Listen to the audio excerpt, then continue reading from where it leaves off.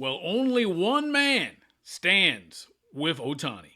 What's up, everybody? And welcome to the Friday here on Dodgers Latest. The weekend is upon us, and Shohei Ohtani was the big winner at the baseball awards, winning an MVP for the third straight year. And I want to thank you guys for making us part of your day here on Dodgers Latest. Remember to like, subscribe, share, hit that thumbs up button, pound those like buttons as we continue to grow.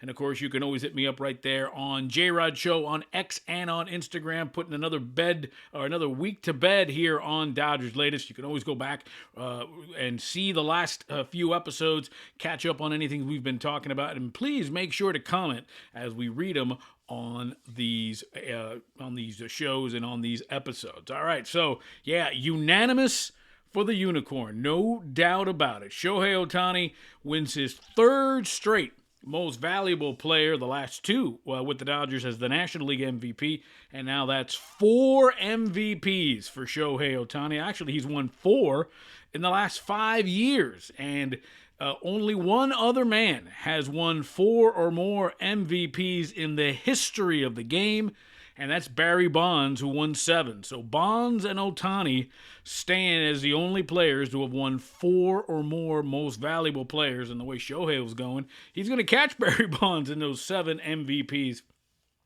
Just give you an idea, Roy Campanella won 3 MVPs for the Brooklyn Dodgers. Didn't win them in consecutive years. He won 3 in 5 years. And, of course, Shohei has now won 2 straight as a Dodger, the first Dodger to win back-to-back MVPs. And it's a remarkable story because last year he wasn't pitching, right? And he did 50-50, which was 50 homers, 50 stolen bases. And this year he did 50-50 again, 50 homers and 50 strikeouts. Yeah, 62 strikeouts as a pitcher. It had a 2.87 ERA and, of course, 55 bonds, 102 RBIs, 146 runs scored. And by this metric, someone once reached out to me and said, well, by the way, you're saying Ohtani's going to be the MVP every year because of the pitching.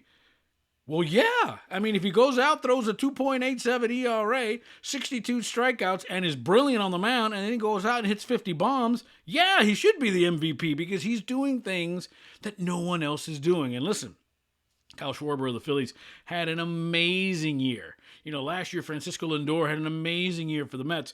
But when you run into the unicorn, what Ohtani can do, you just cannot compete. So either they have to change the award or do something. But as long as Ohtani continues to pitch and pitch well, in this case, a 2.87 ERA, 62 strikeouts, and then goes out and does remarkable things like 55 homers, he broke the Dodger record for home runs in a season, which he set last year at 54. And, of course, to me, of all the things, 146 runs scored. That is an amazing accomplishment for Shohei Ohtani. And, of course, probably the most important thing, Shohei Ohtani, 2 years with the Dodgers, 2 World Series rings. And we still got 8 more years to go with Shohei. So it's an amazing, amazing accomplishment for a guy that's just so focused, considering all the distractions that went into it with the interpreter and everything like that, to just compartmentalize and get in there and do what he needs to do. And then throughout the course of the season to have sort of the discipline to not get discouraged as he was trying to build his arm up and pitch through the course of the year to the point where probably had the greatest single game in the history of baseball, that playoff game against the Brewers, the clincher game 4, where he goes out, hits 3 homers, and strikes out 10 or more guys and just was an absolute beast in that game.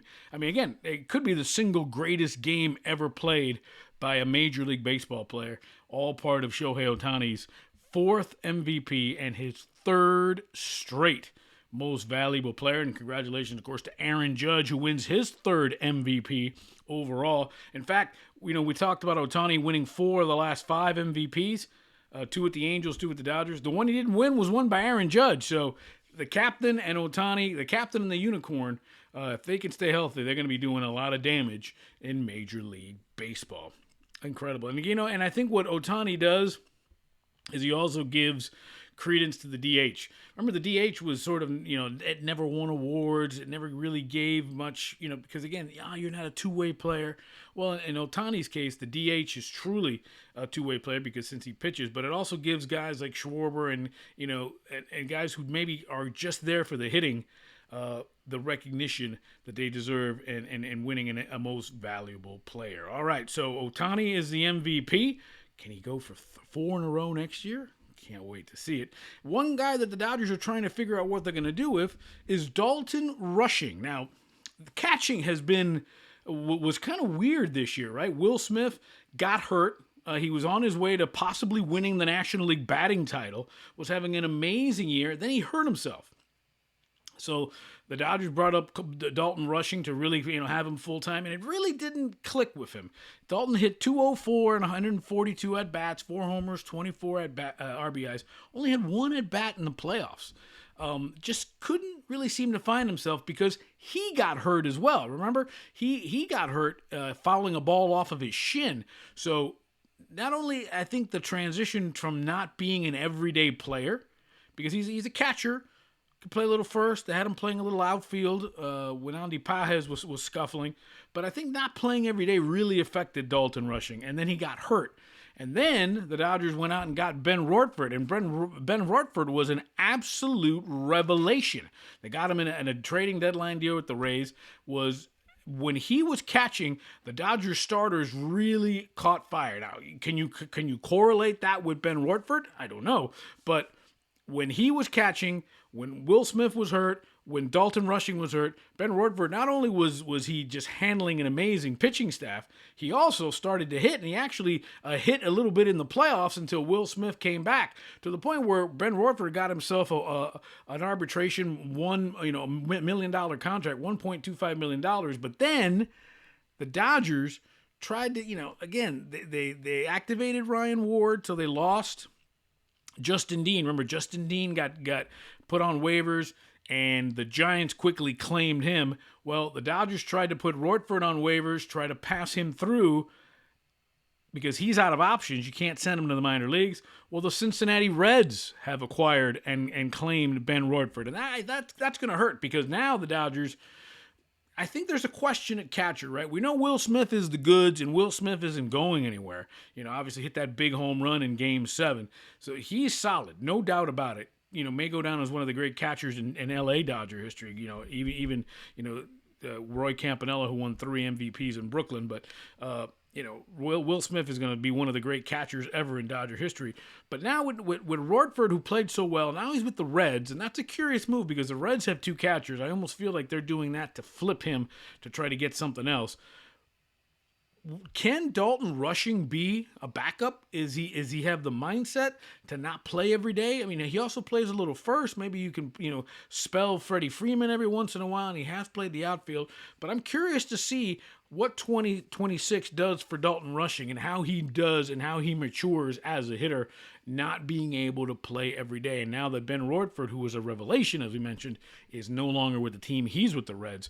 A little bit more pressure on Dalton Rushing to not only stay healthy and be there if Will Smith can't be there, but to also perform and to have that sort of mindset as a non-everyday player. Interesting situation with the kid Dalton Rushing. Speaking of an interesting situation, down south in San Diego, things are not well.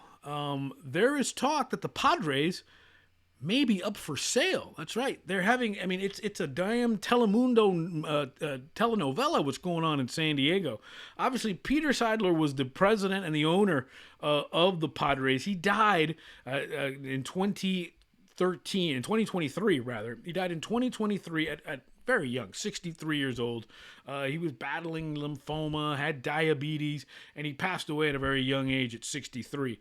Well, his widow and his brother are now fighting for control of the team. The Seidler family has owned the Padres since 2012, and they are basically saying, we're losing money.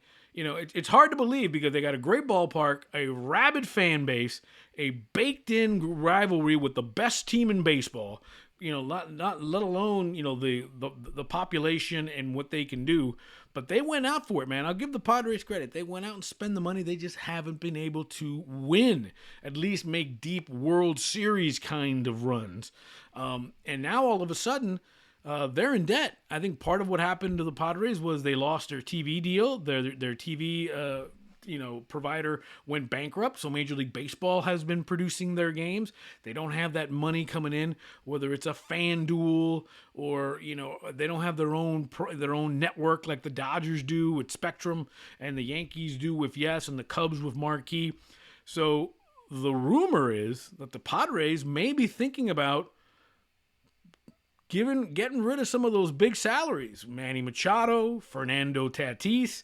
So all of a sudden, the Padres could be doing a fire sale. And that's a shame because I always say this, for as much as we love to hate on the Padres, and they deserve it, don't get me wrong, baseball is better when the Dodgers and Giants are good, when the Dodgers and Padres are good, because, again, it froths the water, it gets the fan bases excited, it gets the major networks to televise these games and give these ball clubs and players the attention they need. At the end of the day, you want to beat the Padres. They're always going to be the little bros. But you hate to see what's going on in San Diego. Hope they can fix it. But the Padres may be heading toward a fire sale in that telenovela they got going on in San Diego and the Seidler family. Crazy, crazy, crazy stuff going on there. All right. We always invite you to be part of the show. And there is rumors that the Dodgers have reached a deal with Cody Bellinger. Nothing's official yet. It could change. We'll see what happens over the weekend. The GM meetings just ended in Vegas. They could have maybe just a handshake deal, stuff that's going on. Well, and we've always talked about it. We did it earlier in the week. Bring back Cody Bellinger. He can play all the field positions and first base. He can even DH in this new era of baseball. He has become a different hitter, and he knows the culture of the team. That's an interesting part there because he won with the teams. I'll take Belly over Kyle Tucker. A lot cheaper, better defender, and he can play multiple positions. I don't know if Kyle Tucker is the game changer. He's a poor man's Juan Soto. So obviously there is, we've gotten the other end of it too. We always want you to be part of the show, so make sure you give us your feedback and your comments. But again, Kyle Tucker, he kind of was injured a little bit last year. There was a little bit of whispers, why isn't he playing? He's asking for days off. And Bellinger seems to have fixed it after falling off a cliff after his successful run with the Dodgers. I think Bellinger's problem is always going to be that long, loopy swing that he has. But he does know the culture of the Dodgers. He knows what's expected. He's won here before. And I think he could fill in nicely. Maybe he can play left field, or he can play right, and you move Teo over to left field like we talked about earlier in the week. But interesting times if the Dodgers have indeed pulled the trigger and signed Cody Bellinger. Remember, hit me up right there on X and on Instagram at JRodShow. And, of course, love to hear all about your comments and your opinions on stuff going on. We got into lots this weekend. The bullpen, closers, Cody Bellinger. So please hit us up. Go watch these episodes again. Hit us up, and we'll be back at it again on Monday. So enjoy it. Dodgers, Ohtani, Unicorn. It's always time for Dodger baseball.